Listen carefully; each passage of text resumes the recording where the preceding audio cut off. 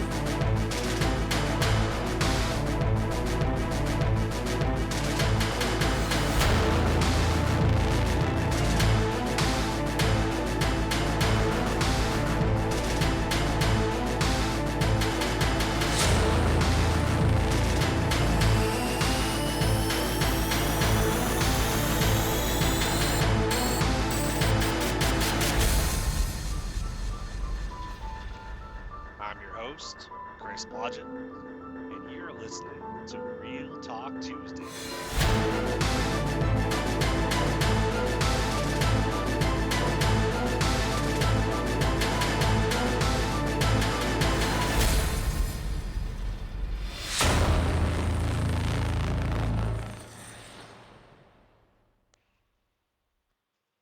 This week's topic is going to be talkers versus action takers. This is episode 162.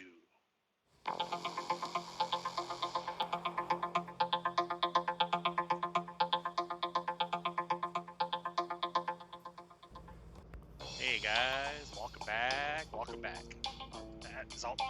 As always, appreciate you being here. And apologies for the little frog in my throat right that second. It was like literally, oh crap, a little bit of an itch. But the inspiration for this week's topic kind of comes from, everything about this podcast, kind of a lot of it comes from either experiences that I've gone through, or currently going through, or that I've come across, things that I've come across out here, and there are different kinds of people in this world. There's the ones that there's I guess when I say like talkers versus action takers, it's like there are people that'll always talk about things. Like they'll support. That's their way of supporting. Is they'll like it'd be like somebody's going through something. They're going through a fight. They're trying to fix something, and somebody shows their support by they go on their social media. They're talking about it. Trying to spread the word about like, yeah, they're going through this. They're fighting and blah blah blah. And I can't believe that this is happening to them, and that oh man, I wish I could do more, but I'm trying to do what I can by at least getting out there and telling people about it. Which is, don't get me wrong, there's nothing wrong with that. But it's when you're the one, let's say you're the one fighting, like you're the one in the midst of some kind of battle going on in life, or you're trying to take care of something, you're trying to fix a problem, or in my case, why I kind of said that I'm having been a Air Force firefighter in the past, that even though I'm not a firefighter anymore, I'm always in life, I look at it as I'm always putting out fires. There's always something I'm trying to take care of, always something I'm trying to fix, a situation I'm trying to rectify, something I'm trying to make better, because it's expected of me,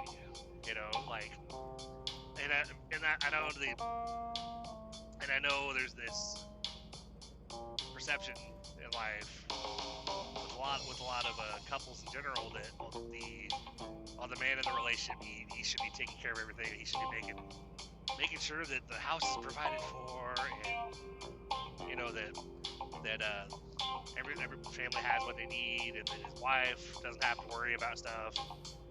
But then I'm here arguing for those boyfriends and those husbands, because like, okay, we're expected to take care of everything, to be out there, try to make sure that everything's good, try to make sure that everybody has what they need, try to make sure that our other halves are happy, and that they want for nothing. But what do they get out of it though? It's like, I'd like to think that this topic actually can relate to a lot of people out there, a lot of my listeners. No matter if you're a boyfriend, a husband, I mean, hell, this goes the other way around too. If it's like not just men in general, but let's say there's relationships out there where the wife or whatever, or one partner in general, whether it's the husband, the wife, or if it's like, for instance, like a same-sex couple, whatever, but one partner is expected to basically be the one taking care of stuff, making stuff happen, figuring out how certain things are gonna happen. When the other side of that relationship, the other half, I should say, is basically approaching the one partner, the husband, the wife, the partner, basically being like, how are we gonna take care of such and such? It's like, what are we gonna do? And it's like, I don't freaking know. It's like, I'm just trying to figure. It's like, there's times where my wife approaches me about something.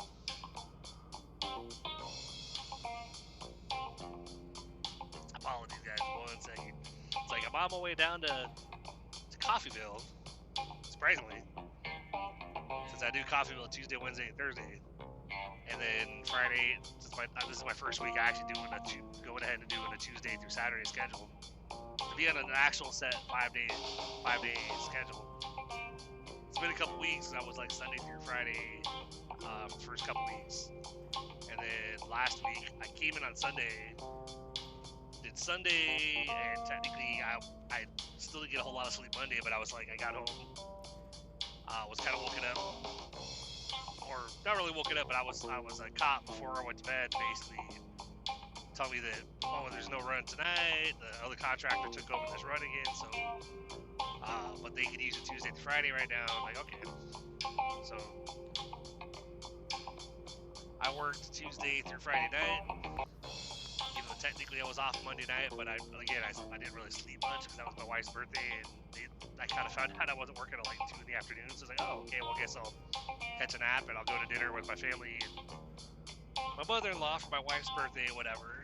And so by Friday night, when I got off early Saturday afternoon, I was planning to work Saturday night, but I kind of called the boss. I was like, can I get on just like with Tuesday through Saturday work?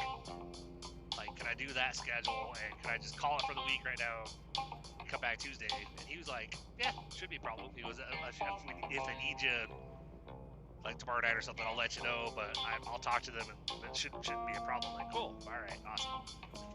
So I took the rest of Saturday, and then all day Sunday and Monday, and then basically did what I normally do on Tuesday, or the day I'm going back to work, is I'll get up at like maybe 11 or so in the morning, and then lay down probably like at least 6 o'clock in the afternoon. I'll try to be asleep by like 7, so I'll at least catch a 5-hour nap before going back into work, and start my week that way, But so this week, kind of, came in Tuesday. It was funny because my boss actually texted me Sunday night, no loads tonight. I'm like, I kind of figured out, we talked about me not coming in until Tuesday. He said, yep, but I'm trying to talk to them now, blah, blah, blah. Like 2 a.m. he finally texted me back. He was, yep, Tuesday through Saturday. You're going to do Coffeeville Tuesday, Wednesday, Thursday, and then they'll find something for you Friday and Saturday. Probably. All right, cool, that works.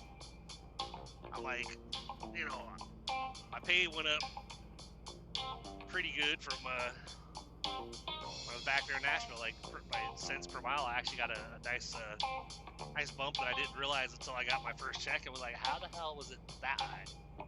Like, not complaining. I was like, but I was doing the math in my head and cents per mile that I was at before, and he was like, well, let me find out what you're at. I said, oh yeah, so you're at this many cents per mile, and you're actually paid pretty competitive.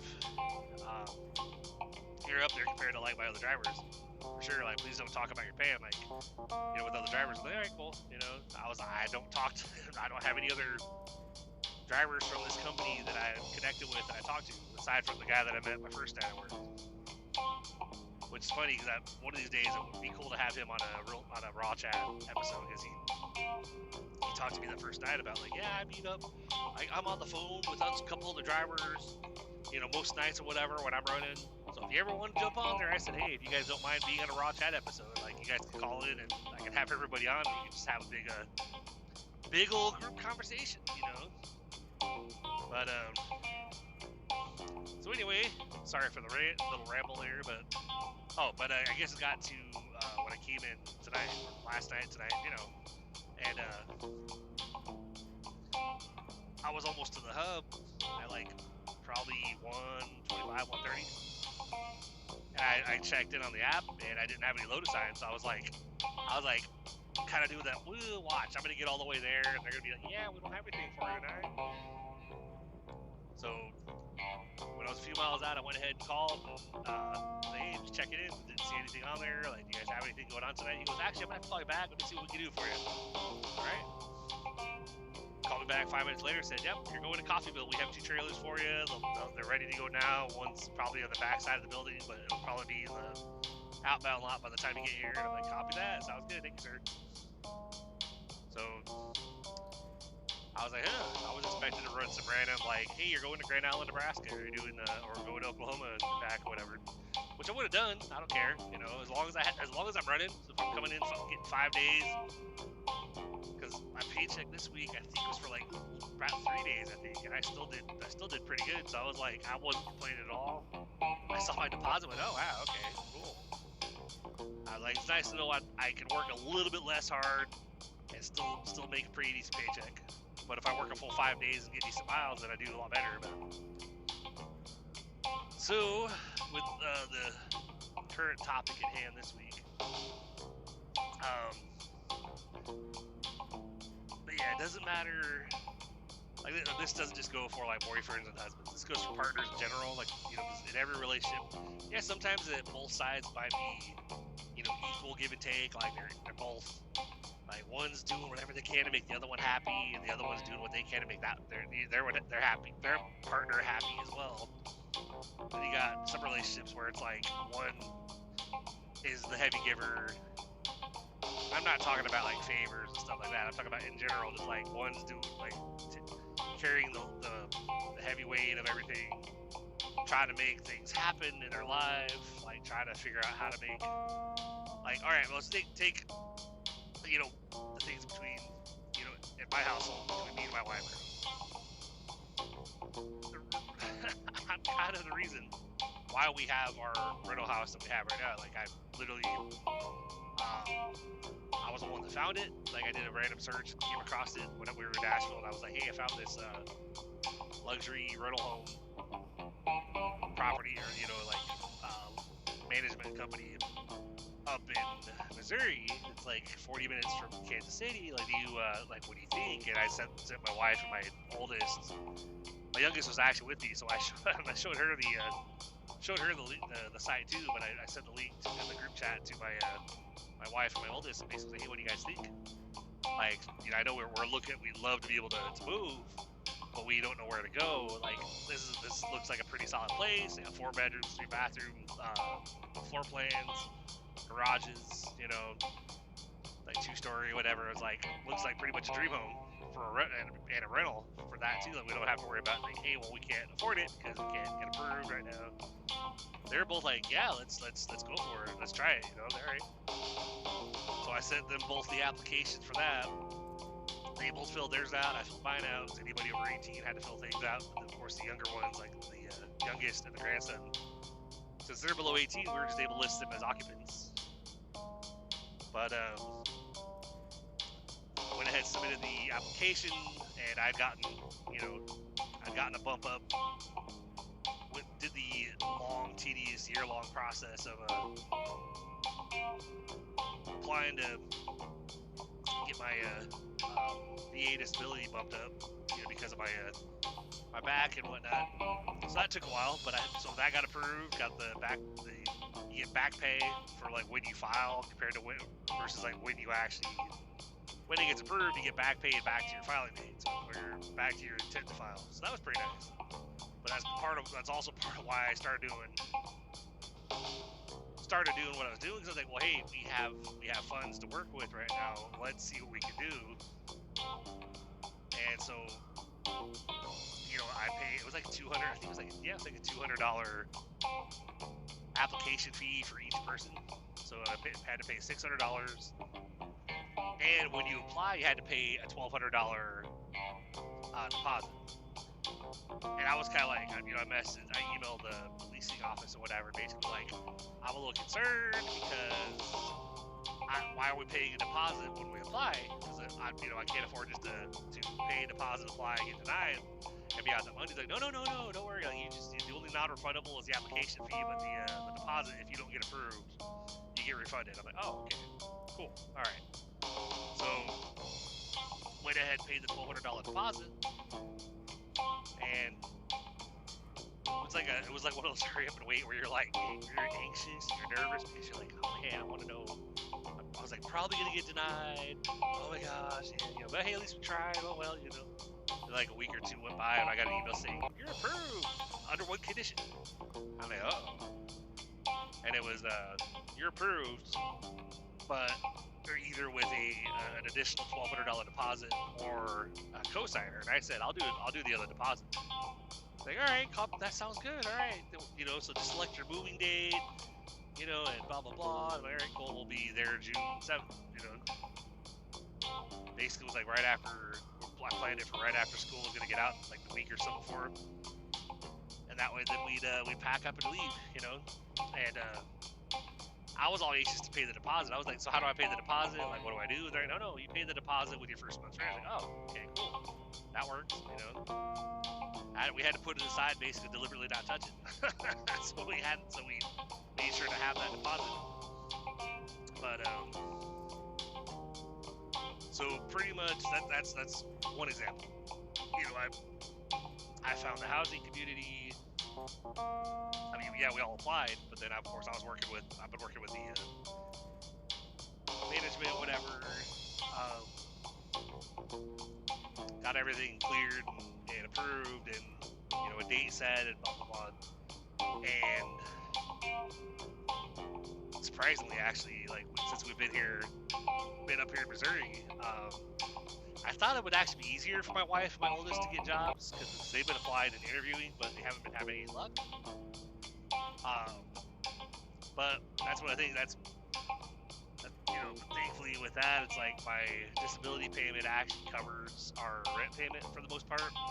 I think it's like maybe a little bit short, but it's covers like 99% of it. There might be like a couple hundred that it's like a little bit shy, and I'm like, that's fine. I can deal with that. And I got us on food stamps right away, like when none of us were working the first couple weeks.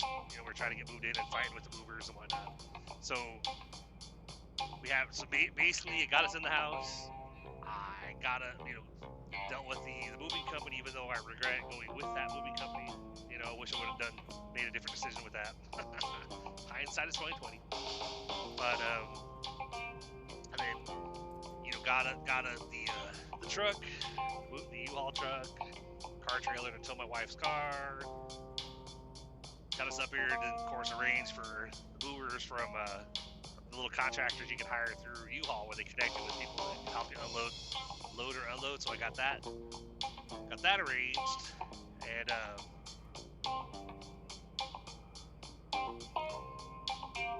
then went to work after a couple weeks, and so like I've been the one literally working nights, doing my graveyard shift, getting home at like noon every day, and basically just taking care of it. It's funny because my wife, it might be the redheaded part of her, you know, but very fiery, very passionate, whatever. She can be very passionate, but she also can get very angry. Love her, I love her to death, but that's what it's like. Or sometimes I just don't say anything because like she'll get mad about something.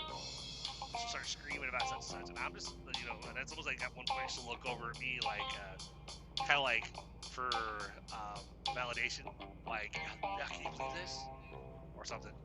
I don't know, maybe not, but yeah, I'll kind of just glance up and nod and look back at my phone or whatever because I'm like, I'm not gonna, I'm no comment.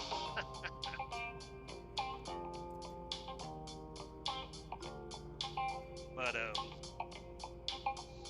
I mean, we're talking like stuff that you can say, silly stuff. Like, she's a video gamer, so she'll be playing like Mario on the Switch, and she'll be trying to get one of these coins, one of those little seeds or coins or whatever you got to get to complete a level, and she'll keep falling a little bit short and dying, and she'll literally scream, "You motherfucker! You motherfucker! Mario, you fucking idiot!" And I'm like, realize you're screaming at a video game character, right? Like, he can't hear you. He don't care. Or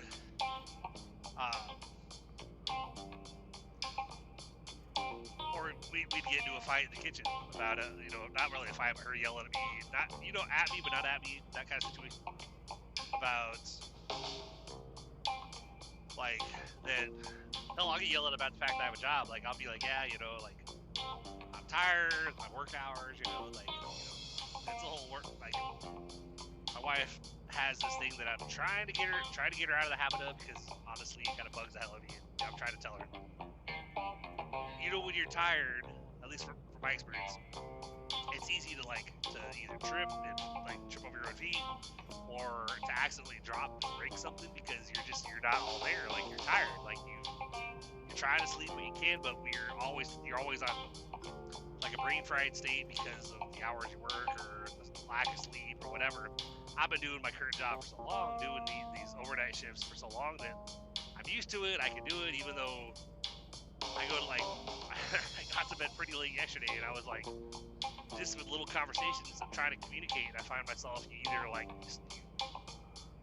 stutter a little bit, or you freaking bite my tongue when I'm trying to say something. I'll be in the middle of a sentence, I'll be like, oh fuck, man, it's been my tongue,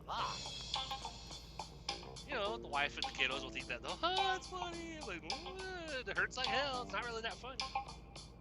But, like, I think my tongue's bleeding. It's like, so, but,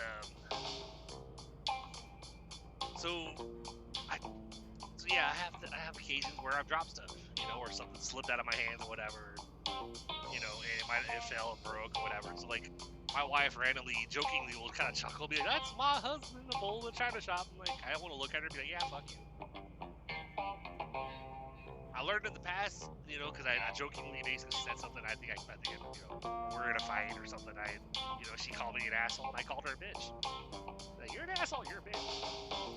Yeah, it was a mistake. It only made things a lot worse because, I mean, I guess, you know, I'm not saying it's surprisingly, but she doesn't like to be called that, so it just basically escalated to a very big screaming match between us. I was like, sorry, jeez. You know, it's like, so you can call me an asshole, but I can't call you a bitch? What the hell? You know, like, pot called the kettle black a little bit there, you know? Well, bitch is worse. How? Like, they're both pretty derogatory. But, so I'm trying to get her out of that little, you know, little habit of referring to me as the bull in a China shop, and I'm like, you know, like, that isn't funny. She was, well, I'm just saying, because, like, you know, it's not a personal attack or anything, it's just that you tend to drop stuff or break stuff. And it kind of escalated when, like, one of this little panel on the top of one of our blinds in our bedroom came off. And I was, you know, I had the little plastic pieces on it that had come off, and so I had the plastic pieces, I had the panel, and I was working on figuring out how to put those little plastic pieces back on. And my wife made a comment, why don't you go get Bug and have her come in here and do it? I'm like, why? She goes, well, because, love, you're kind of a bull in the china shop. You know, you might break it. I'm like, love, you need to fucking stop that. She goes, what's your problem?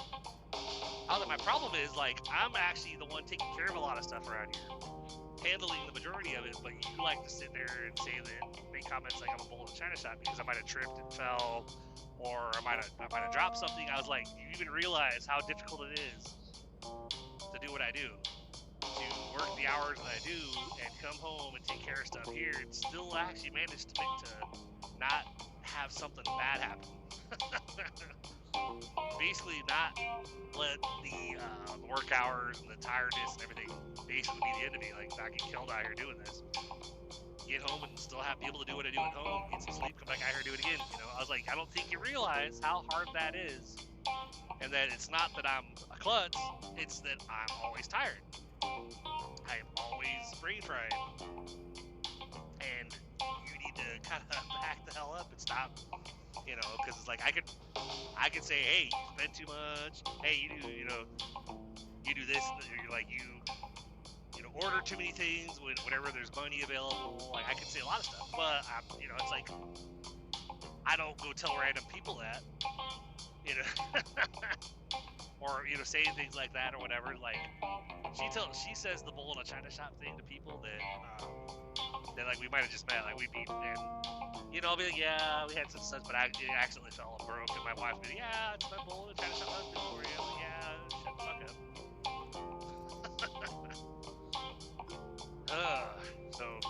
But as far as doing action takers or doing stuff versus like talking about stuff, I'm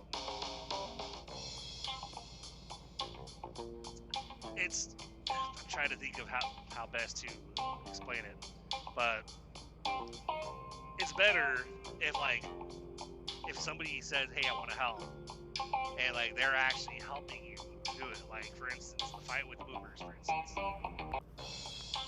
I actually recorded because I was trying to figure out, because I'm one of those, like, sometimes I might not be able to I won't know what to say in person, like, and I'll be a little clammed up. Like, okay, I don't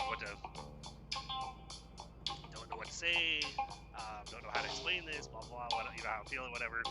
And so sometimes it's best for me to do like a clip where I could actually. I guess that's why I'm good at being on here and doing what I do, because it's easy for me to actually like do recordings where I'm not having to. Because when you're going back and forth, how you respond kind of would be dependent upon how the other side responds to what you previously said. And then, of course, what you're going to say next might change, because maybe you were going to say, maybe you're going to say a certain thing, but then they responded a certain way, and suddenly you're responding in a different way because it affected you in a certain way. So, so I'll do I did on the same app that I'm recording these episodes on. I actually do things like Friday night, it's kind of in my head a lot about, stuff between me and my wife. And I went on this app and I did it was probably a 20-minute recording where I was basically kind of explaining to her how I was feeling about a lot of stuff. Because part of my issue at home right now, and part of the doers versus talkers, is and also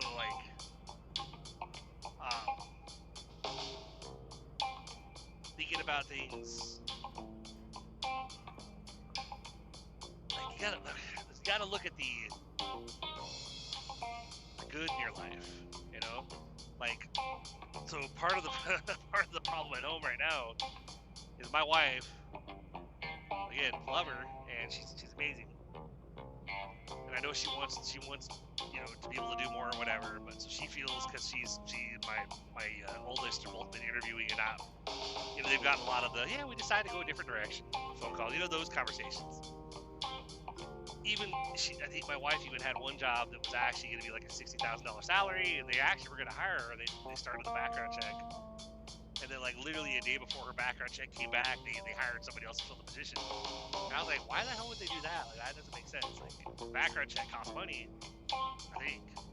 I don't know for sure. I believe so. I don't think it's just, hey, you just go run a background check. I think you gotta go like pay to do it or something.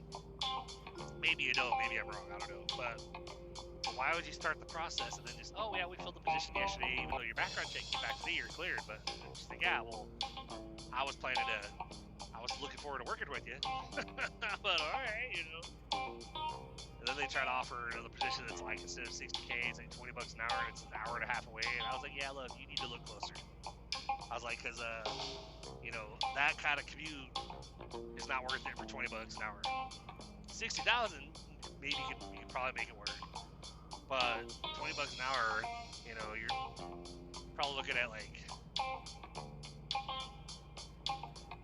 let's see, doing the math in my head, $20 an hour, 40 hours, $800 a week, $3,200 a month. So yeah, looking at like, not even 40,000. I think at like $20 an hour for.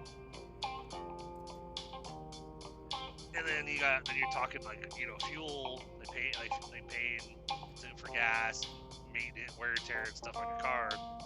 Out of that, so you're at least that extra 20,000 from $20 an hour to 60K a year would definitely make a huge difference when it comes to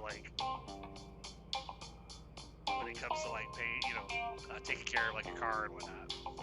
But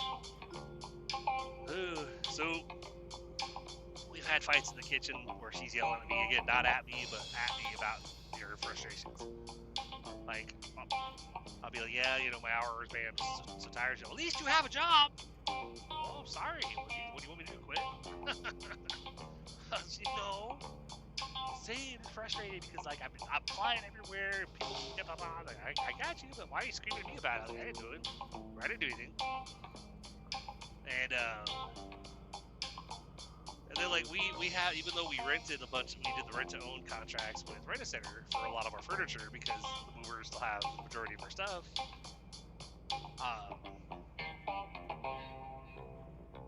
I've even gotten yelled at about that, about like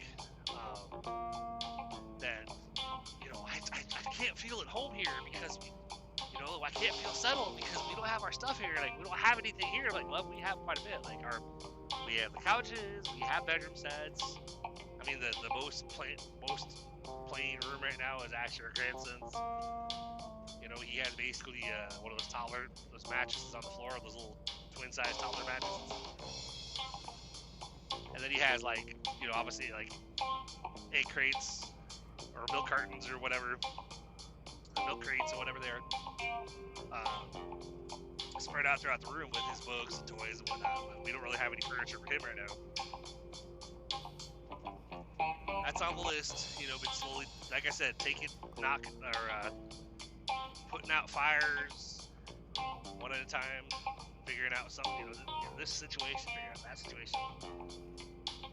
Past, like, since June 7th, so it's been like, what, a month and a half of going back and forth with the movers. So there's that fire I'm trying to put out. And so, like, the total, like, it went from like 7,500 was our total amount for the move. For a 28-foot truck, they came, and I told you guys this before, but for anybody new to the show, this is kind of, you know, what's going on there. This guy showed up in flip-flops, wife beaters, you know, like the little tank top, whatever. And they were there for 10 hours. They loaded the truck halfway. It stopped, and then told me, these guys didn't speak very good English either. They told me that was pretty much all we had paid for. I'm like, what are you talking about? Like, we paid for a full 26-foot truck. Like, why are we only loaded halfway? Well, sir, this truck was like 33 or whatever foot long, and you know, it's because of that, it's so much more cubic feet than a 26-foot truck, and that's why it's only loaded halfway. I mean, I think they've rehearsed it. You know, they've got these spiels rehearsed so they can make it sound good, even though you can just kind of then you think about it after the fact. You go, that doesn't make sense actually. Even at the moment, I was like, that didn't make sense, but I'm on fumes. I've been up all day, and we've been trying to move for the last couple of days. I'm fucking tired, so I can't really think straight.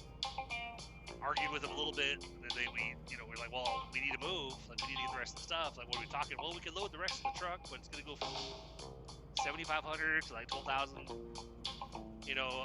Because of like more materials and more 1,000 extra cubic feet you gotta use. Blah blah blah. All right, But then, but we'll still accept $2,000 tonight for the pickup instead of the 4,200. Since you're planning to pay $2,000, we understand this is something. And, stuff like this came up that it's unexpected, so we're gonna work with you. Want to help you out, but I appreciate that. So they basically loaded the rest of the truck up, but still hadn't even though they told me everything, like we have it's all gonna go, blah blah blah. Loaded the rest of the truck up, still hadn't touched the game room, still hadn't touched a couple boxes in my room, hadn't touched the kitchen, hadn't touched the washer dryer, hadn't touched the grill, a couple of closets downstairs. There was a lot of stuff they still hadn't touched. And it's like, if you guys couldn't do it, then like this should have been addressed before we even loaded anything in the truck. Like legally, when you look online, that's part of the stuff where I'm taking screenshots of everything and kept records of all the conversations that I've had back and forth with them. I Googled basically, and it's like literally online it says it like the rate can change, obviously, but it's what they're supposed to let you know that it's going to cost more before they load anything on any of your stuff. So when we were half loaded, then all of a sudden, oh yeah, this is all your room. That doesn't compute. And I've since looked it up, and I've even sent arguments back to them that a 26-foot truck is on average about 1,700 cubic feet. They're saying that their 30-foot truck is 3,000 cubic feet. So they're saying that we used 1,600, and then we used another 1,000, so we're at 2,600. And so that's 1,000 cubic feet times $3 a foot. So that's like 3,000. And I'm looking at that going, well, according to what I read online, a 30-foot truck is like 2,000 feet, not 3,000 feet. And so that's like 300 feet more than a 26-footer because it's only 4 additional feet in length. They're saying it's like double to what their truck was. I'm like, that's not accurate. Like, well, you agreed to this and you signed all this. I'm like, yeah, but I still have the right, if I see stuff that doesn't make sense on the bill, to say I'm not paying this because this part is bullshit. Well, you agreed to this. It's a contract, and you're held to that. And I'm like, well, if I go before a judge, I'm pretty sure we're gonna have a nice strong. I've been told we're gonna have a strong case, but obviously I'm trying to work it out with them without having to do that, so we just get our stuff and walk away. But so with this situation, the last 6 weeks, I have been the one emailing back and forth. I've gotten on the phone with them and gone back and forth where they're like trying to argue with me, trying to say like, well, sir, like we explained, it's a 30-foot truck and this and that, blah, blah, blah. And I'm like, yeah, sir, but what I'm telling you is that a 26-foot truck is not half the size of a 30-foot truck. There's no way your numbers are accurate. There's no way, like these are inflation numbers. I was like, and you told us when we were picking things up, I could do $2,000 at pickup and the rest of delivery. And then all of a sudden, when you guys left after we got our own truck to finish the house, they showed up with another truck, trying to be like, "Oh, we're here for the rest of the stuff." Like, no, we're good. Like, we'll see you at our new home in Missouri. Like, we got it. We're gonna. And then when they left, they called all of a sudden and said, "Yeah, actually, they want 4,200. They want the 50% up front to even transport your stuff, and then they'll arrange the move." And then you pay the 4,200 remaining at delivery. I'm like, yeah, but they told me I could pay $2,000 tonight. They're like, yeah, well, unfortunately, it's not negotiable. I'm like, they were negotiating last night. I'm like, what the hell? Trying to be like, look, like, if you're a business, you don't tell a customer, hey, I'm going to do such and such. And then all of a sudden, yeah, just kidding. Actually, I want this much. Well, sir, like, you didn't tell me that before. Like, now you have my stuff. Now you're demanding more money. It's like, So I haven't been really giving them an inch. They haven't been giving me an inch, but basically I haven't paid them a dime either since the initial deposit. So that first week that we were here, I actually had offered, I said, how much for me to come down there and just to basically pick up our stuff and do it ourselves? $6,500. Yeah, fuck you. It's like, why would they expect they get $6,000 when they haven't even transported anyone? Well, sir, because they still have labor costs and materials, blah blah blah. I'm like, no, there were no materials. They wrapped our stuff in plastic and said that was not being charged for. Then they put it in storage, and we did not agree to that. Like they did that on their own. We're not paying for storage. So I've gone back and forth with them to have the Attorney General. I haven't gone to Better Business Bureau or FMCSA just yet. That's some of my next steps. But after, I think it was like a week or two back, I got an email directly from Planet Movers. Hi, Mr. Blotchin, this is Mo. Let's resolve this. We'll give you a 50% discount, so $4,200, and we'll release the storage in your name. You can come down and get it.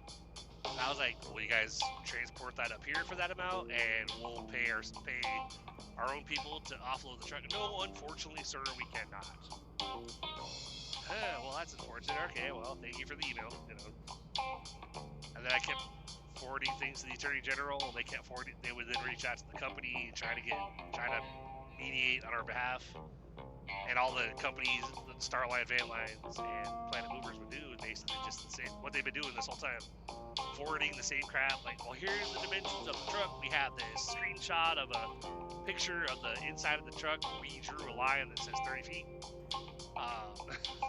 Like, that's not a legit measurement. Like, I need, like, something like either an owner's manual or something, a decal that's on the truck inside that U-Haul has. Penske trucks have them too, showing the length and the height.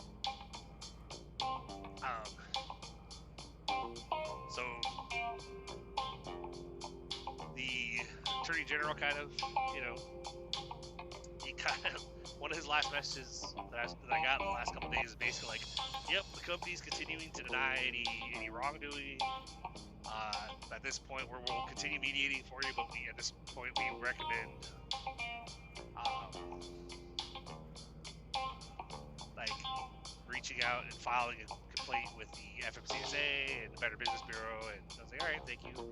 We appreciate all your help. I was like, we figured it was a long shot, but hey, we'd rather complain with the Attorney General and any other organization we can, just basically apply pressure on them.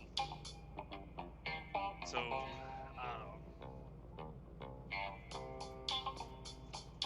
within the last couple of days, I actually sent an email to Planet Movers. I carbon copied Starline Van Lines and my wife, and carbon copied the Attorney General in that email, basically saying, I thought of this pitch for like a couple days. So I was like, all right, you know what? And all the fires that I'm trying to put out, trying to definitely put that one out, get her stuff back so my wife can chill out a little bit. So she can be looking more at the positive stuff instead of the bad stuff when it's like, oh my god, like, we're miserable, like, life sucks, we don't have all our stuff, it's all with the movers. And I'm like, life is actually not that bad right now. Like, I was like, when I did that 20-minute clip, which I wasn't able to send her right away because it's too big, so I had to figure out how to get it like saved to my Google Drive, and then by the time that happened, I was actually at home off for a couple days, so it's like, still gotta give it to her. But basically, that clip, it's like, it's like, look, like we're good, like, we're not struggling, we have rent covered, we have, food's not too much of an issue right now. Like, I guess you and Allie aren't working, but I'm working, so we have income coming in. It's like, we have furniture in the house, we have our beds, we have bed sets that we got from Rent Center. I was like, yeah, things aren't perfect, but at least they're not bad. And then, of course, we had the fire in her car. Her car started acting up before we left Nashville, so that's part of why I put it on a trailer and towed it. Got it up here. Took it into Firestone to have them checked out. Basically, we're told it's probably going to have to be an engine rebuild. We're like, crap. Well, shit. So it's probably going to be a voluntary repossession. Probably let it go back to the bank because we're way upside down on that loan anyway. I told her, I was like, yeah, we could try to get your car fixed, or we could just let the car go and try to get you into something that, even if it has similar miles, we won't be going into it 15,000 upside down on the loan.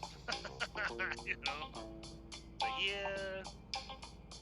So that's another situation that I'm kind of, expected to figure out. That was the one that came home and instead of going to bed, had it towed. Had AAA come and followed them to the Firestone location. And then after it had been there for a week, after they told us it was going to have to be rebuilt, I went ahead and had AAA meet me at the shop again, and I followed them back to the house. And we put it back in the garage for right now. She wants to have it put in the shop to see a local shop to have them give us a quote on how much it's going to cost if they can fix it. And I was like, yeah, but the problem is like there's probably a transmission issue too, and they're probably not going to look at it free, like just to do the hell of Firestone charges $115 just to diagnose it. Even though they didn't do any work, we basically paid to put it in the shop and have them hook it up. It's like, yeah, that sucks. I was like, should be able to do that for free. Like if you're not doing any work, don't charge me for the fact that I brought it in here. Like, tell me, okay, we can't do it. Okay, cool. Come pick it up. Nope. Hey, $125. We give you a discount. Okay, thanks. Congratulations. But I'm trying to point out all the things that are actually positive, all the things that are good in our life, like the fact that we went from an apartment to a house, we have plenty of room, rent's covered because of my disability from the VA, food's covered, even though it's funny, we get like, because of the fact that none of us were working initially when I applied, we get a pretty big chunk of a payment for food stamps, but it's like we immediately get paid. It's like I'm like, hey, let's go to Aldi's or let's do something, try to like make that money last. And my wife's like, hey, food stamps is gonna hit today, I'm gonna go do such and such, and like either half this card is gone. And it's like, well, crap. All right. So we're already at that point. We're midway through the month, and I'm like, well, I have to pay for a little bit of groceries out of the paycheck because we don't have a whole lot of stamps left. And I'm like, we could budget this a little bit better. Could plan, because like I understand it's nice to have, when you have some money available and hey, I can do such and such. But then if you just automatically go and do what you feel has to be done, then you complain that you're broke. It's like that doesn't make sense. But that's the difference between like they say, like what was it? I think it's Dave Ramsey talked about like financial nerds versus financial free spirits. I'm the financial nerd. I'm the one that's like, hey, I don't want to be like, I'm trying to hold on to some funds through the week to make sure I can get food out here, get coffee, if I need to get gas, whatever. My wife's she got paid 24 to 48 hours later. Usually she's tapped. She goes, I'm tapped. I don't have any money. I'm like, well, what'd you do? She goes, well, we needed such and such. I ordered this. I took care of that, and I paid this bill. And the kids needed this, whatever, and that was the last of my funds. I'm like, huh. All right. Well, shit. So that's nice. All right, cool. But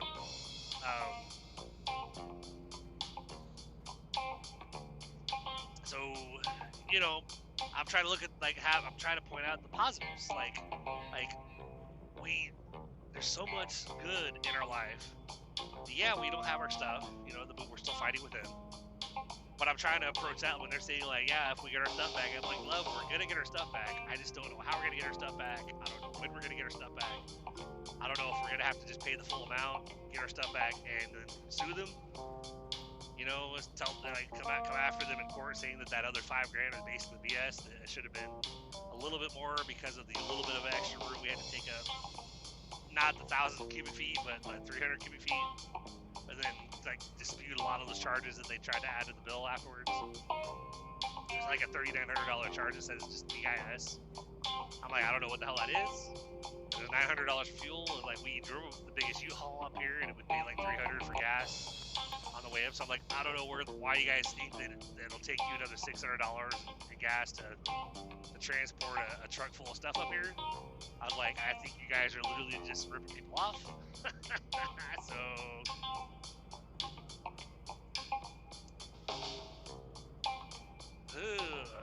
So yeah. You know, it's like, but to kind of get back to the main topic, I guess, because yeah, you know, like looking at the positives and not focusing on the bad, that's definitely something that's really important. Because it's so easy if you start looking. That's one of those rabbit holes. If you start to think about what's wrong, and you start to like, you know, let the little stuff bother you, little stuff upset you, letting those things drag you down, make you feel bad, make you feel depressed, whatever. Because I don't have my stuff. You know, all my kitchen stuff's there. You know, like, you know, I don't have most of my clothes are over there. Oh my god, man. Okay, yeah, but do we have a house? Do you have clothes? Yeah, you may not have water clothes. Do we have kitchen stuff? I mean, it may not be like our air fryer and everything else that's packed away and stored storage wherever they have. I would love to know where they have our stuff, because I would just show up there. But I heard of we have a friend that actually their stuff is still stored with a movie company. They're still fighting them out. They actually put a tracker in their stuff, so they actually know where, like, they saw where it all went after they got picked up. Went to like 5 different states, ended up somewhere else, and I'm like, I didn't think about that until after I had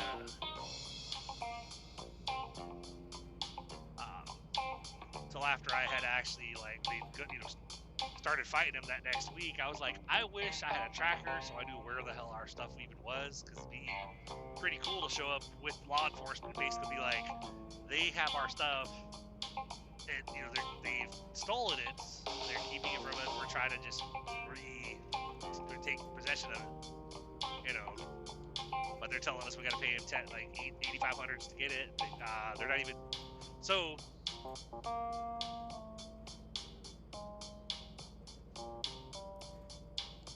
get out of the road, little animal. Literally, I just, you know, there's nobody else out here right now, so like, I think it was an armadillo or something, but I saw something little just kind of like walking through my lane, and so I kind of veered off a little bit, passed it, and got back over it. Instead of continuing off to the right side, it turned back around and went back towards the left lane. I'm like, I hope you're out of that lane before a car comes, because I would hate for me to miss you, only for another car to hit you. Some people out here will deliberately hit animals, you know, they won't even care, but like, I try to miss them if I can, but obviously, like, I'm not gonna do a truck rollover in order to miss a small animal or something. And we're told at every company I've ever worked with, they've always told us, if you have a deer that comes out in front of you, do not put the truck in the ditch to miss the deer. Just hit the brake, grip the wheel tight, and hang on. And, you know, basically, if you hit him, you hit him. But they would rather us actually hit the deer and then them have to worry about the truck afterwards, like as far as like the repairs or whatever, than to roll over, lose the load, lose the truck. It's like, yeah, I have swerved a little bit to miss a deer when it's like comes out and it's in the right side of the lane a little bit, and I'm like, I see it coming up, and I'm like, oh fuck.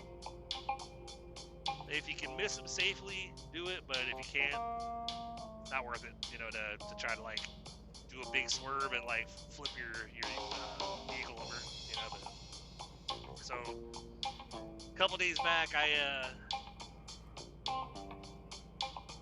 was actually, I think it was Wednesday night, I think. Either Wednesday night or Thursday, I don't know which one. You know, my schedule, my days kind of blend together. I think it was Thursday night actually, but I went ahead and I finally said, I'd been mentally kind of crafting this message, trying to figure out how to do a pitch. That when he offered the 50% off, 4,200, he'll walk our stuff and we can come down there and get it. Good old Mohammed with Planet Movers. I almost said Planet Fitness, but nope, not Planet Fitness. Planet Movers has no relation to Planet Fitness. I don't believe they do anyway. But so I finally drafted up an email and I basically said, Mo, I was like, so I was like, and of course I'm trying to remember exactly how I worded it, because of course, you know, I'm being tired and I don't have it right in front of me, so basically I'm going to give you the gist. But I was like, Mo, I was like, first of all, just I want to touch base and wanted to let you know that I have carbon copied my wife, carbon copied Starline, as well as blind carbon copied the Attorney General. So it's like, here's what, I want to, explain my thought process here, and because the reason why I tagged the Attorney General is I want him to see that we're continuing to actively trying to resolve the situation with you guys. So I was like, here's my thought process. I was like, that full balance of that invoice is basically for full service. I was like, as you guys have stated, in order to start the process of you guys delivering, we have to pay that $4,200 and then pay the rest on delivery. But if we're coming down there to get it, then that right now the current balance is $4,200. I was like, but at the same time, if we're coming down there to get our stuff, that whole invoice is basically null and void because you have a lot of charges out there. And like I said, if that full balance on the invoice is for the complete service that you guys were hired to provide, and if you guys aren't coming out here with our belongings and you guys aren't delivering, then that whole invoice is basically null and void. So right now with what you guys explained, that we have $4,200 due pickup, we figured that's our current balance right now, and you would offer 50% off, so that puts us at $2,100, and you also have $900 of fuel, question mark. I was like, but we're actually incurring that cost ourselves because we're going to be transporting the entire load up here ourselves. So that takes us down to $1,200. I was like, but, we're not assholes. We can be reasonable. So, and we know that we acknowledge that y'all did actually load the truck up and use a little bit of fuel to take our stuff probably like 2 hours from Nashville and put it in storage. So we'll bump that up a little bit. I'd like to offer a settlement of $1,500 for us to come get our stuff. If this is acceptable, we will agree on a specific date within the next 3 weeks. Probably a Thursday or Friday between 8 and 10 in the morning. And, we will meet y'all there, and we will have a cashier's check in hand that we will give to you all once we visually confirm that our stuff is in fact safe and secure. So my wife has this worry that it's just in a warehouse somewhere, just like in the open where anybody can just go through our stuff or whatever. It's a valid concern.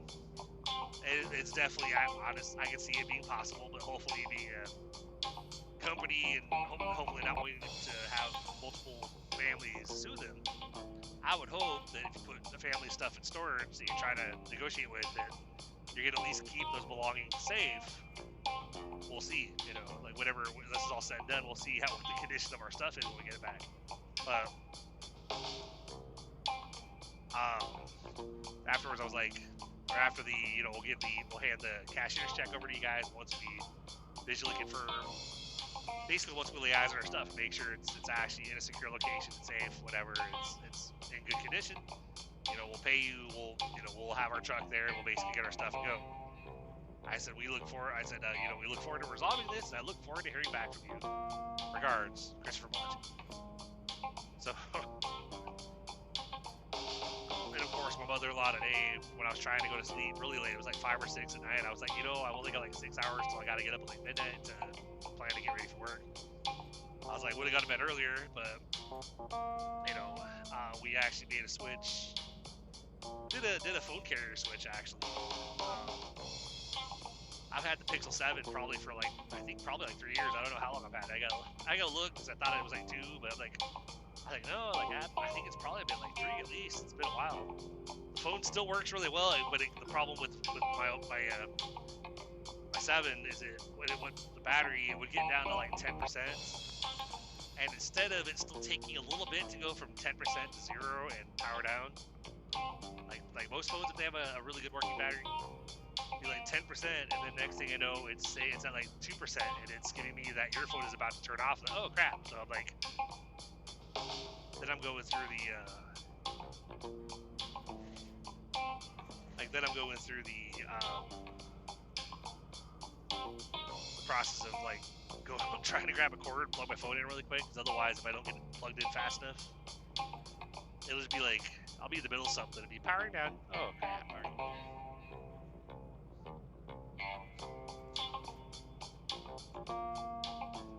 It's interesting. There's a random pickup truck that's running and has its lights on, just parked on the shoulder, and there's no one in the truck, or at least I can't see. Maybe they're laying down in it. But I was like, abandoned truck. That's interesting. But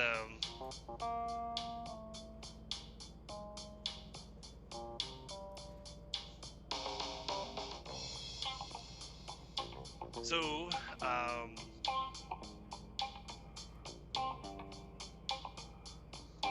lost my train of thought for a second, trying to figure out where I was going with that.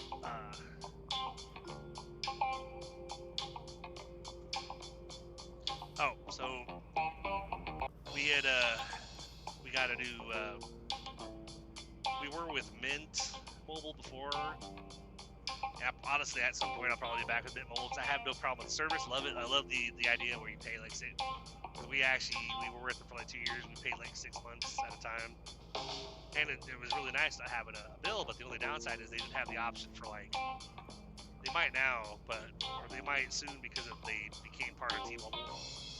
But for the longest time when we were with them, it's like your only option if you wanted to get a new phone was go out and buy a new phone. And it's like, yeah, if they're like $300 or $400 for like a nice phone, great. But if you want like say a new iPhone, which we're not really an iPhone family, except for my oldest, she's the one with the iPhone. The rest of us have Androids and stuff. But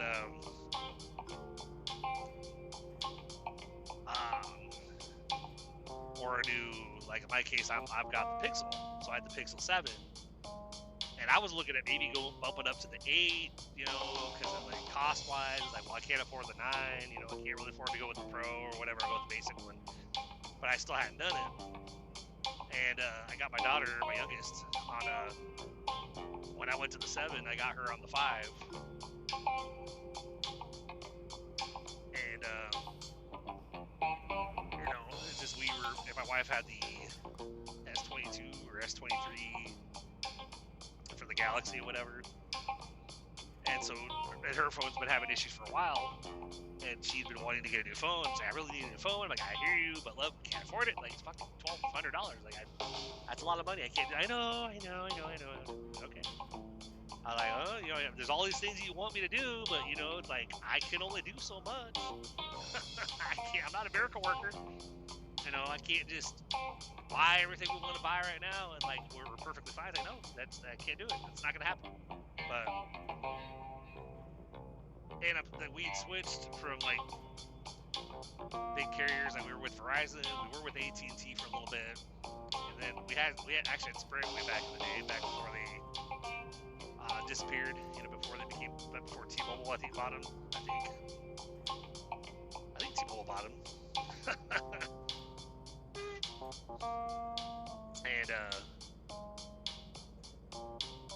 And our bill when we had a family plan was always like $400 a month. We had like 4 lines, whatever, and it's like, man, this is killing us every month. Then we went with Cricket for a little bit, and it was like $100 for 4 lines. And this is awesome. Unlimited talk, text, and data for $100 for 4 lines. It's like, this is awesome. This is cool. But then they started doing like some kind of maintenance or something, and we were like, literally, I kept going out of being out here on the road, and all of a sudden my phone's in emergency calls only, and I'm like calling Cricket, going, what the hell is going on? Like, oh, we have no idea, sir. We have no idea what's going on. I was like, well, this is unacceptable. Like, we're paid up, our bills paid. We have fairly new phones. Like, why are I'm losing connection out here? Like, well, we have no idea. We're trying to work on it, figure it out. But do you have a supervisor I can talk to? Well, I am the supervisor. I'm like, all right. right, well, then we're making a switch because I was like, I'm a trucker. I have to have reliable service. I can't just, oh, well, it works today. I was like, nope. If I'm paying you for the service and if for some reason we have days where it's like it doesn't work because just no reason why, then guess what? We're going to drop you. And we looked at T-Mobile and saw that we could actually, without buying new phones, we could actually put our current phones with that we had at Cricket. We could actually sign up with T-Mobile and get right on there. So we did that. That was actually pretty funny because my wife, she went to the store with my kids to activate their phones, and I was gonna go to the store after I got off work. I was out here doing the local stuff, not the line haul stuff I'm doing now, but I was, where I ran like 6 different pickups and deliveries. Go do a pickup, bring it back to the hub, drop it. Go do another pickup, come back to the hub, drop it. I was on my second to last pickup, and all of a sudden I had no service on my phone. I'm like, need my Wi-Fi. So I get all the way back, and thankfully I knew where I was going. So navigation wasn't an issue. I didn't need to navigate to figure out where it was because it was like, well, I have no service. I can't listen to a podcast. I can't put navigation on. Crap, this sucks. I get back and I call the T-Mobile location because I didn't have to call home and talk to my wife. I already kind of had an idea what she did. I knew it probably wasn't on purpose.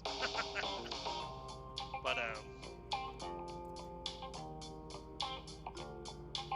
so I called T-Mobile and kind of, I was like, yeah, I think because we're new customers of yours, and I think my wife might have activated me without me being there. So like, can I bring my phone there and can you guys help me get connected? They're like, yeah, come on over. I'm like, all right, cool. So I took the truck too. I bobtailed. Called my boss on his phone, basically said, hey, his name is Chris too. I was like, hey Chris, so I have a problem. He goes, yeah, what's up, man? I was like, yeah, my wife, we switched to T-Mobile, and I think my wife activated my line on their network, even though I don't have a SIM card with them, and so that's why you haven't been able to reach me. I was like, I'm gonna bobtail to T-Mobile and take care of that, and I'll be right back, and then I'll grab the next empty and head off to the next rate. He goes, that's fine. You have plenty of time. Go ahead. All right, cool. But so we were with T-Mobile for a couple years. It was a little bit more expensive. It went from like $100 a month to like 150, 140, 160, something like that for the 4 lines or whatever. Plus we had their, I think it was 160. We actually had their, might have been like 175, but we had their tower for internet as well at home, where you don't have to plug it into any wires. It just runs off the cell network, and you still have a really fast internet at home. Like, we streamed and everything with it. I was like, this is awesome. I love technology. But then, we get to a point, and it's like we were seeing the advertisements for Cricket or for Mobile, and I was like, I really liking the idea of paying for months on end to be able to just be active and not have to worry about a monthly bill. And we ended up doing it, but then we found out when I got my wife's phone, I thought I bought an unlocked phone with I guess I bought it on eBay, and it said it was formerly a T-Mobile phone, but apparently it was locked on their network, and didn't know anything, but for whatever reason tried to argue with them on the phone, and they were like giving us the runaround. I'm like, yeah, we can't unlock it because of this. I'm like, no, it's paid off. You guys need to unlock it because we're switching. There's no reason why we should be stuck in your network. Like, oh, well, we can't do anything, sir. So basically we called Samsung, and they were like, well, if you trade it back to us, we can get you into the S20, I think it was the 22 or 23 at that point, I think, for like $300 up, deposit, but you basically pay like a small payment compared to the $1,500 on the phone, and then you just send your phone back to us, whatever, and we're like, oh, okay, yeah, let's do it. had Mint Mobile for the past couple years, and love the service. You know, I had no plans to actually go anywhere because I was tired of the main providers and stuff. Your bill changing or going up. Even though with T-Mobile our bill never went up, so that's nice. That has kind of changed. They can get you on hey, you get this much data, whatever, and you're paying this much per month plus tax. Okay, cool. In the past it was, hey, you guys are at this many dollars per line, and then like we get a bill and it actually's gone up because you went over or you sent too many texts, you made too many calls. But my wife called me the other day and basically said, because we had our internet went out. We have AT&T internet, like fiber or whatever, and our internet went out. I guess like she scheduled for a tech to come out, and I guess somebody had cut the line had gotten cut, so he was working to fix that. And he started talking to her like, "Who do you have for your cell phones?" And we're like, Mint Mobile.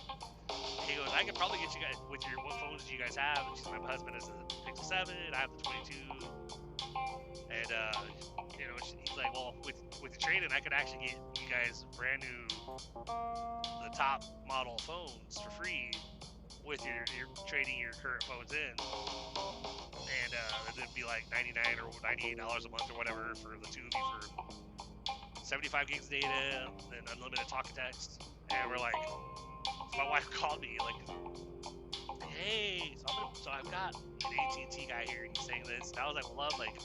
Because they're like, all we would need you guys to pay is the taxes on the new phone. It'd be like $200 total for the two phones.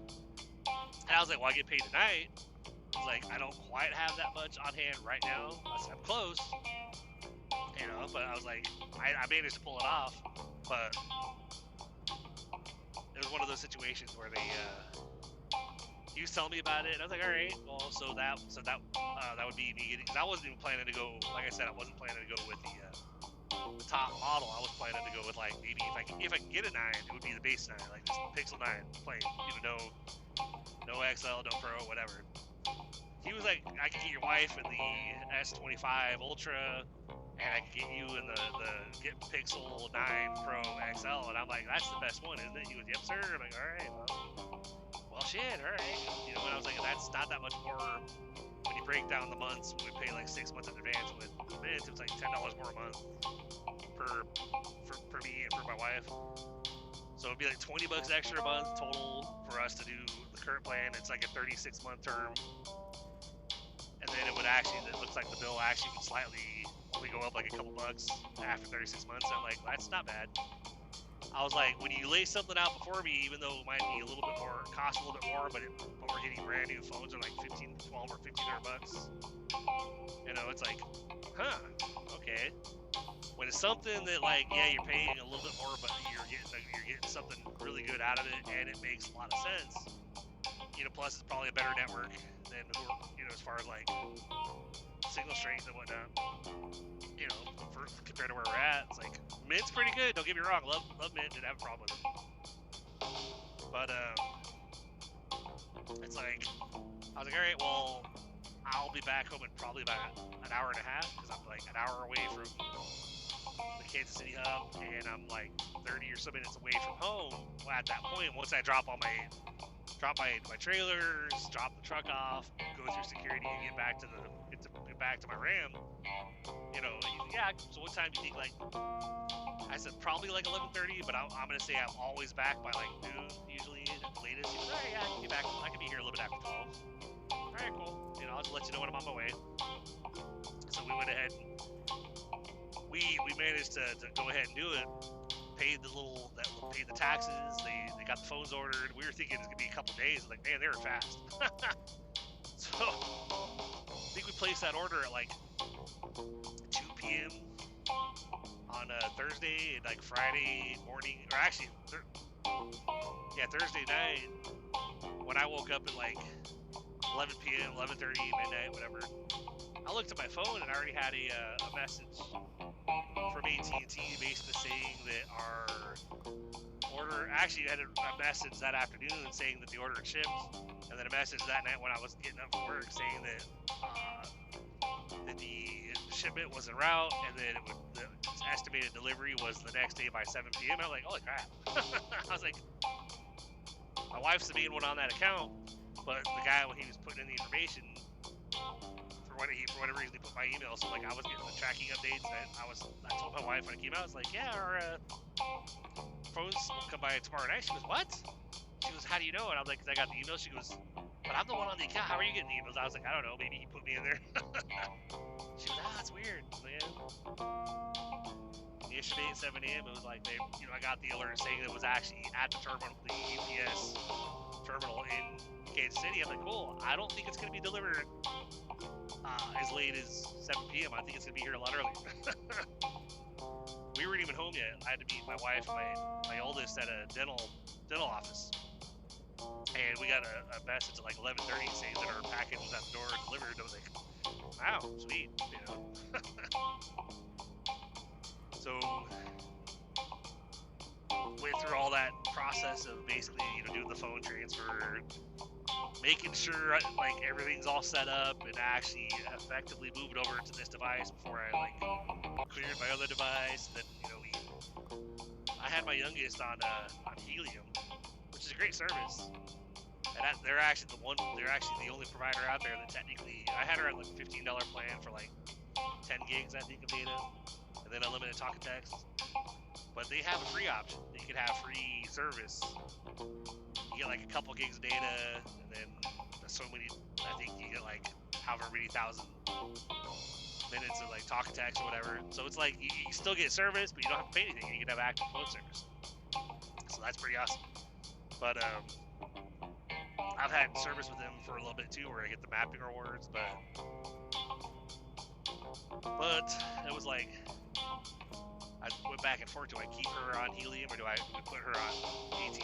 And it's like, I was asking the guy that we're working with, I was like, hey, so can we put our youngest, because we talked about getting her set up on my Pixel 7 to upgrade her from the 5. And then once she's active, we could just have her do an upgrade and basically put her on the same one I'm on.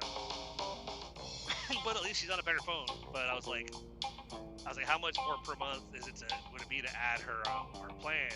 Would it bump it from like the 100 to like 140 or 150? He's like, no, it's probably gonna be like $8 extra per month. I'm like, okay, that's not bad. I was like, I can live with that. I was like, I'm paying 15 for her to have 10 gigs right now, and if we can have her be up there with us with like 75 gigs available every month, then I think I'd be willing to. That way we can get her on a newer phone a lot easier, because we also have the re-up option that you can pay a little bit, like a couple dollars extra per month on your phone to have that option. And once the new model comes out, you can literally go in there and upgrade for free without having to upgrade whenever. It's like, you don't have to wait the full 36 months. And I was like, well, that's cool. I was like, I like that, because in the past it was always, you got 24 months and you can upgrade at the end of your 24 months and start a new contract. And it's like, I'd rather, if I see it, like let's say the 10 comes out, I can be like, I want to go now. Or like for my wife, if the Galaxy S26 Ultra or whatever comes out or whatever, she'd probably want to jump to that one. It's funny, she for whatever reason, what came in the mail was actually a S24 Ultra, so it wasn't even the right phone that she was supposed to get. So these phones got shipped from Texas, but then when we called the guy today, after like I was mostly set up and working on it, and so she called him and she told him, she goes, yeah, they sent me the 24, and he's like, what? So yeah, he goes, oh, okay, well, I'm gonna run to the store, like I'm gonna see what they have in stock there, if I can grab you a 25, and bring a 25 over, so that way we can do the exchange or whatever. So it should have been this one, I'm sorry. We're like, no, don't worry. So she got on the right phone, but she went through she actually transferred everything to the 24, only to then transfer that all to the 25. And I kind of thought, if you're waiting for the 25, why are you moving stuff to the phone that you're not going to be, like, you're moving stuff to the brand new phone that it's the wrong phone, you're going to be giving it back to them. Why not wait until you get the actual one that you're supposed to have, and then transfer. But I didn't say anything. I just kind of like, all right, whatever, do what you got to do. That was another one of those screaming moments, because I guess her 22 or whatever that she's switching from wasn't cooperating when she was trying to transfer the data. Maybe that's why she went ahead and transferred the stuff to the 24, so that it'd be easier to transfer the 25, because she'd have a good phone transferring to a good phone. So, but had a moment there where, like, literally she's trying to transfer. She said, "What the hell are you doing, you fucking piece of shit?" Damn it! And I'm thinking, like, you're literally getting a new phone, you're getting the phone you want, and you're still mad about something. It's like another one of those moments to, like, hey, you know, like can we not, like, maybe just, I don't know. Random thought go through my head, like, I think my wife has anger issues. It's like, but, so, but yeah, I've noticed if you're with the new phone, it's funny because one of the things that I've already noticed one big difference, because apparently the 9 Pro XL definitely noticed an issue with the, not an issue, but a difference with the camera, because like one of the pictures I have to take when I'm doing my pre-trip, I have to get under the trailer, or under the dolly, like the back trailer, and take a photo of showing the connection to the dolly, like showing that the locking jaws are fully behind the kingpin. And with my 7, I could take that picture, and with the flash, you could it was still dark, but you could still see that it was in fact closed. You know, it was dark. It wasn't like, hey, that's very clear and visible, but I could tell. Tonight, with my new phone, with the 9 Pro XL, I got under there, you know, and I take the picture, it flashes, takes a picture, I get out from underneath the trailer, and I look at the picture, clear as day, that, you know, I can see lit up, could clearly see the locking jaws closed, see the kingpin, nothing's like blurred or dark or whatever. I'm like, holy crap. I'm like, cool. Hey, alright, you know. And now I'm like thinking about, like, hey, I need to I know we got my daughter set up on my 7, but I'm kind of thinking about talking to the AT&T guy to be like, hey, so what do we have to do to go ahead and upgrade my daughter to the 9 Pro XL as well, just so that because I know my old phone is like 3 years old. I know that it does have the battery issue where it gets like 10%, and then you know, drops down to like 3 or 2 really quick. So I almost kind of want to go ahead and just upgrade her, just put her at brand new phone, whatever. My wife's already talking about my oldest with her iPhone. Once she comes up at the end of her current midterm, getting her with us too. And I'm like, yeah, but like part of the whole thing that I've been trying to do with her is because she's 24, you know, and like I don't expect that she's gonna live with us forever. She's already talked about like maybe a year or 2, you know, probably moving out to be with her other half or whatever. And I'm like, that's cool. Hey, you're an adult. Do what you do. Do what you gotta do. So I've been trying to not like take on too much stuff for her, you know, like not do everything for her and let her basically be like, hey, you're an adult. Like, I'll help you. But I don't know if I want to put her on our plan and us pay for her bill, because it's like, you know, like we're already paying rent. Like she's on the thing as one of the residents, one of the applicants. So technically, according to the thing, we're all 3 paying rent, but basically I'm handling it all. So it's like I'm not, and I got it. It's fine. But I don't want to also take care of the phone. You know, have her on her phone plan, and basically she doesn't have to do anything. It's like, no, we did all that before. I think I'd rather you be independent, unless like we can work something out. You know, I put a little bit towards the bill, whatever. Take on some kind of responsibility for it. You know, the main perk of getting her on there would be, hey, we'd be able to get her a brand new iPhone instead of her going through like the aftermarket. You know, aftermarket stuff to get her phones or whatever.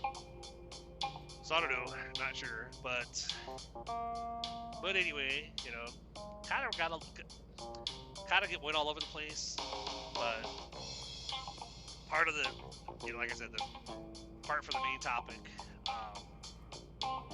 talking versus doing, you know, does it help a lot if instead of actually getting in the middle of stuff to try to like actively work on fixing something with someone else, you go on social media and you do like a video or a live or whatever, and you basically, well, I'm spreading the word, I'm letting people know. Okay, well, that's great, that's awesome. But then I'm like, but does it help right now? Like, does it actually help with the current problem, or does it just let people know that there's a problem? Because yeah, others can go online and complain. They could go on there and they could apply pressure to those companies, which is great. But like, I would almost rather have like help try to figure things out with me. Because I've expressed to my mother-in-law, I was like, well, this is the whole situation. I was like, I feel like I'm beating my head against the wall with the boomers. I was like, mental health is taking a big hit because it's like, I'm expected to fix it, and I'm trying to, and I'm basically dealing with opinions and suggestions from my wife and from my mother-in-law. About like, well, you should try, you should message someone, so you should do this. Okay, thank you for your opinion, thank you for your advice. I appreciate it. I'll take that under consideration. But doesn't help. Does it take care of the problem? Does it do anything to actually like help in any way? Kind of, because yeah, advice is always welcome. Opinions and suggestions. Okay, cool. Thank you, appreciate it. But what I need is actual help. I need like, I've been handling and carrying everything and bearing the weight of everything for so long. That's like, and that's why I said it applies not just to like husbands out there, but like partners in general. Like whether it's the wife, the husband, or a partner. If it's like like a partner relationship. And one person's basically the one that's always trying to make things happen, and the other one is basically like, let's say their car goes out and it's like, or they need an oil change. It's like, well, my car needs an oil change. It's like, okay, well then go get an oil change. Why are you telling me about this? Just go do it. Go take care of it. Or, well, my car's acting up. Can you check out like the fuses or whatever? And I'm thinking like, it's your car. Like, why don't you like? Do you not know how to do any of that? Like, it's not hard. You just pop the. So I do it, because hey, that's where it's at. Misconception. It's man's job. The man has to be the one that takes care of the stuff. Okay. And it's people who make statements like that. They're the problem. Because, But that's why it's funny when you have either side, like, women have it so good, or men have it so good, blah, blah, blah. No, and neither of us have it really good, but there's a lot of us, if we're in a relationship where we're the one carrying the weight of a lot of stuff, we're the one, like, we could say that our other halves have it pretty good, because, like in my home situation, it's like, looking at all the bad stuff, like, we don't have our stuff, we don't have this, we don't have that, all our kitchen stuff, we don't have any furniture, and I'm like, we actually have furniture, we have a house, like, I've got rent covered, I've got food covered, that clip I recorded for, I literally said, I was like, Lo, like, I don't care that you don't have a job, like, that doesn't stress me out, like, I'm fine, like, we got it, like, I've got rent covered, that's why I set up food stamps for us, I was like, we got food covered, like, I'm working, we have an income, I was like, we're good, like, we have electric, we have air, we have AC, like, we have a, my truck works, her Jeep doesn't work, but my Ram works, we technically have my daughter's car, the Buick that I got from my parents, that car works, like, we got, like, we're in a nice area that has a lot around us that, like, I had no idea what, because we hadn't seen the house until we moved in. Like, we didn't come out here and like see it in person. We saw it for the first time when we moved in, and we're like, oh wow, this is nice. And then we've driven around and learned our way around the area, and we're like, holy crap, there's so much around here. Like a really good Chinese buffet, because I'm all about Chinese. Especially if I can find a good buffet, and if I can find like good Mexican places that are not too expensive, that you get authentic tacos. Don't get me wrong, I love Taco Bell, but they're not. Those tacos aren't real authentic tacos. But so they gotta get the Mexican restaurants that you go to. But the only problem is there's a lot of them out there that for one taco to order on DoorDash from this one place I think it's called like Tacos Forever or something. It's like one taco was like $8. I usually like to get at least 3 for me and 3 for my daughter. And so I'm like, so we're looking at like $25 a piece for each of us. It's like $50 for us to get 6 tacos. Yeah, I'm good. I don't want them that bad. Found another place. It was like for 3 tacos, it was like $12. I was like, okay, I can live with that a little bit more because $3 or $4 a taco for tacos from an actual Mexican joint. Okay, cool. I can live with that. That's fine. So when all comes down to it, I guess it's just if the best way that you're able to help is to basically go online and talk about it, tell people about what's going on, and give suggestions to your partner or whatever about, hey, you should try such and such. I know you're fighting with them about this, but say this. But okay,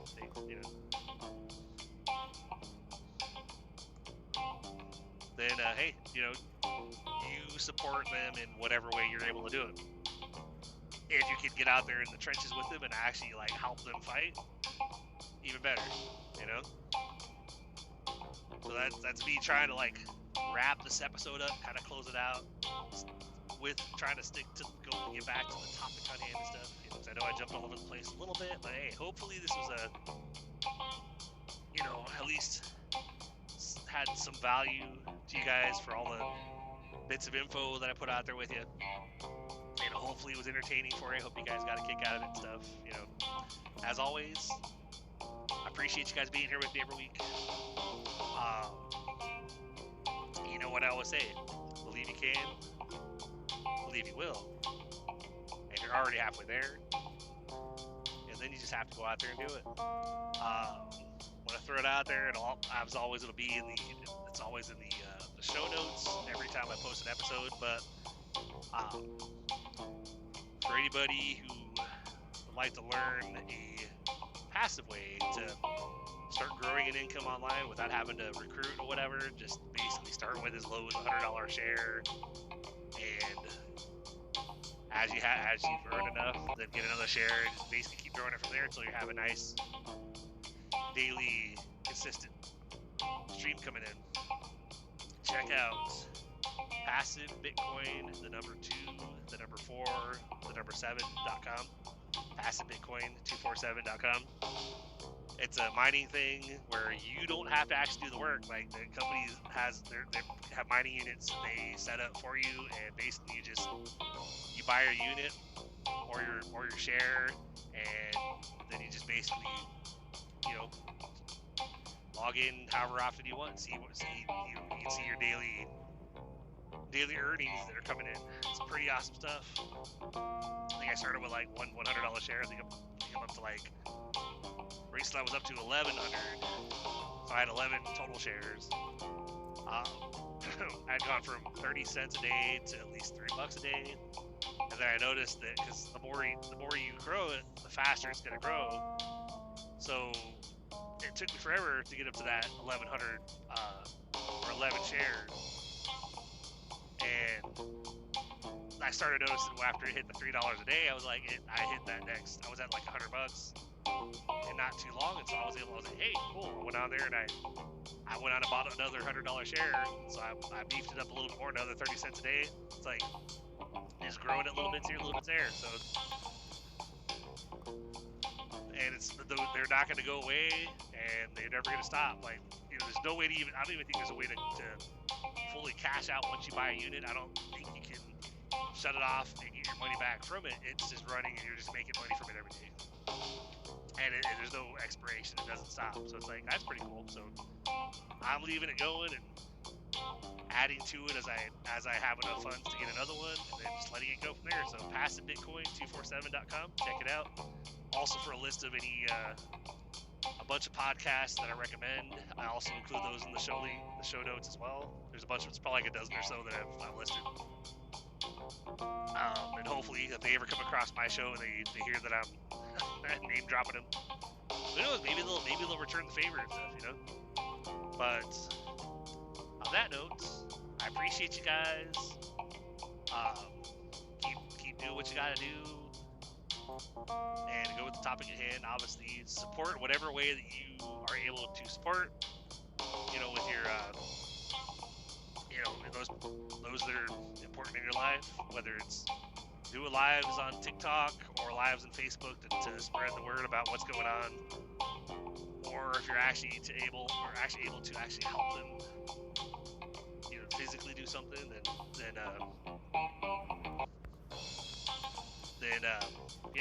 that's even better. Because I know me personally, like I said, with all the quote unquote fires that I'm always trying to take care of and put out in life, trying to accomplish this, trying to accomplish that, trying to make this easier for my wife, whatever, to make her happy. Happy wife, happy life. I would definitely not complain about less suggestions and more actually like, hey, I'm gonna do this for you.